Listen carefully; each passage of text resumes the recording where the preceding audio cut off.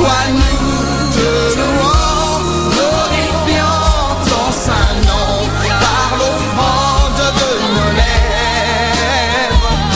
Voilà donc pourquoi nous te louons, glorifiant ton saint nom par l'offrande de nos lèvres. Reçois, Seigneur, l'offrande de nos lèvres. Reçois, Jésus. Reçois, Seigneur, à toi la prière de nos bouches. Adonai, entends le cri de nos cœurs. Entends le soupir de nos âmes. Adonai, entends le soupir de nos âmes. Soleil levant, Verbe divin, parole de vie. mélodie divine, Dans la détresse, mon cantique. soleil levant, Verbe divin, mélodie divine, cantique dans la détresse, auprès de toi, Trouvons le repos. ton bras puissant, Décharge des fardeaux. ta main s'étend. Briser tout le jour. Adonai, tu es le secours des opprimés. Adonai, tu es le refuge des fugitifs. Adonai, tu es le refuge des fugitifs. Auprès de toi, Trouvons le refuge. ton bras puissant, De tous les nuits. ta main s'étend. Tout ce qui est juste. Adonai, tu es le recours des condamnés. Adonai, tu es le refuge des fugitifs. Refuge, au Soleil levant, Verbe divin, parole de vie. mélodie divine, cantique dans la détresse, soleil levant,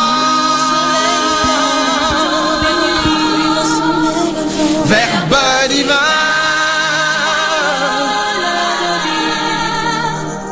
mélodie divine, cantique dans la détresse.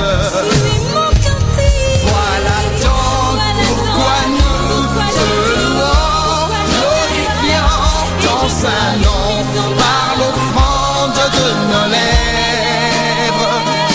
Voilà donc pourquoi nous te louons, glorifiant ton saint nom par l'offrande de nos lèvres.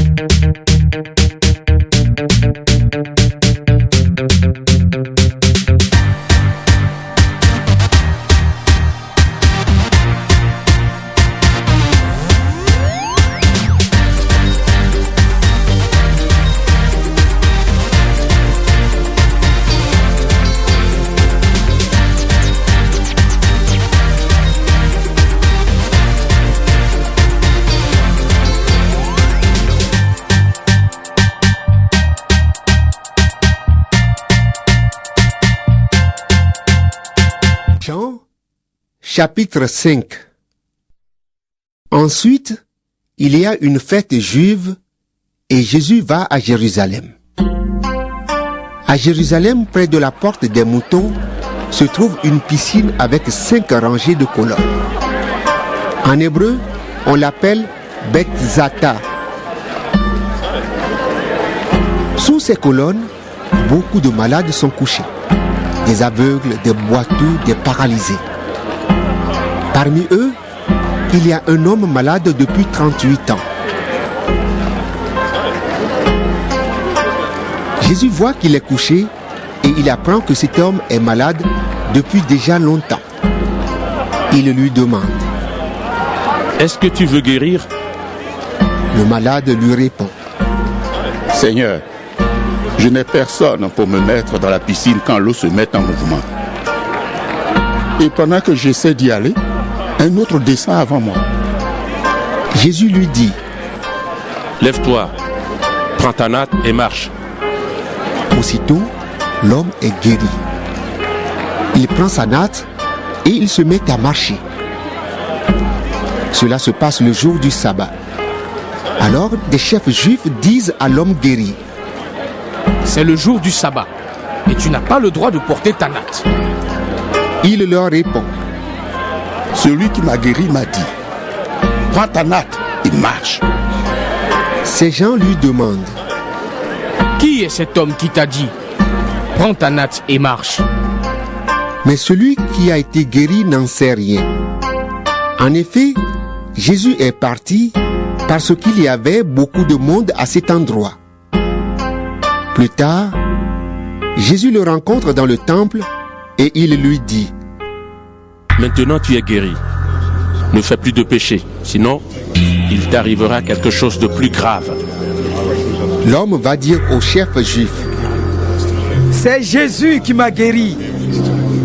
Alors il cherche à faire du mal à Jésus parce qu'il a guéri quelqu'un le jour du sabbat. Mais Jésus leur dit: Mon Père travaille depuis toujours et moi aussi je travaille. À cause de cette parole, les chefs juifs cherchent encore plus à faire mourir Jésus. En effet, Jésus ne respecte pas le sabbat. Mais surtout, il dit que Dieu est son Père et ainsi, il se fait égal à Dieu. Jésus reprend la parole et dit: Oui, je vous le dis, c'est la vérité. Le Fils ne peut décider lui-même ce qu'il doit faire. Il voit ce que le Père fait et il fait seulement cela.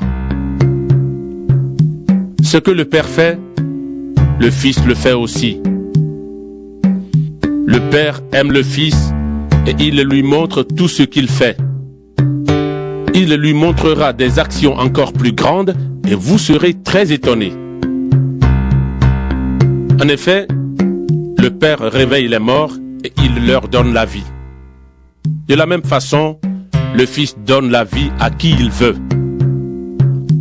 Et le Père ne juge personne, mais il a donné au Fils tout le pouvoir pour juger. Ainsi, tous respecteront le Fils comme tous respectent le Père. Le Père a envoyé le Fils. Si quelqu'un ne respecte pas le Fils, il ne respecte pas non plus le Père.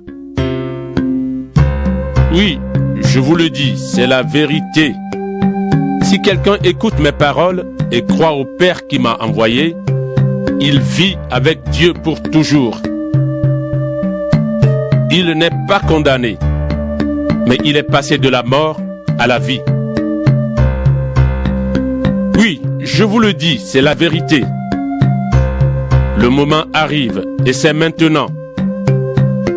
Les morts vont entendre la voix du Fils de Dieu, et ceux qui l'entendront vivront. Le Père possède la vie. Le Fils aussi possède la vie.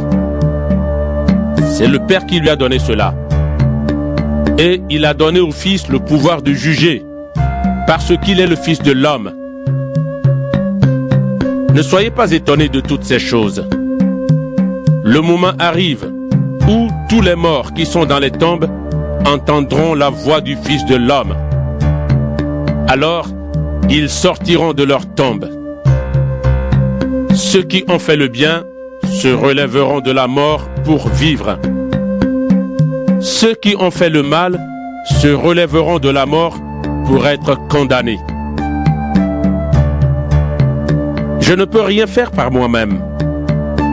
Je juge d'après ce que le Père me dit, et mon jugement est juste. En effet, je ne cherche pas à faire ce que je veux, mais à faire la volonté de celui qui m'a envoyé. Si je suis témoin pour moi-même, ce que je dis n'est pas valable. Mais c'est quelqu'un d'autre qui est mon témoin. Et je sais que son témoignage à mon sujet est vrai. Vous avez envoyé des messagers à Jean-Baptiste, et il a rendu témoignage à la vérité. Moi, je n'ai pas besoin qu'un homme soit mon témoin. Mais je dis cela pour que vous soyez sauvés. Jean était comme une lampe qu'on allume et qui éclaire. Et pendant un moment, vous avez accepté de vous réjouir à sa lumière. Mais j'ai pour moi un témoignage plus grand que celui de Jean. En effet, le travail que le Père m'a donné à faire, le travail que je fais, me rend témoignage et il montre que le Père m'a envoyé. Et le Père qui m'a envoyé est aussi mon témoin. Mais vous n'avez jamais écouté sa voix et vous n'avez jamais vu son visage. Vous ne croyez pas celui que le Père a envoyé. C'est pourquoi vous n'accueillez pas ses paroles. Vous étudiez les livres saints et vous pensez trouver en eux la vie avec Dieu pour toujours.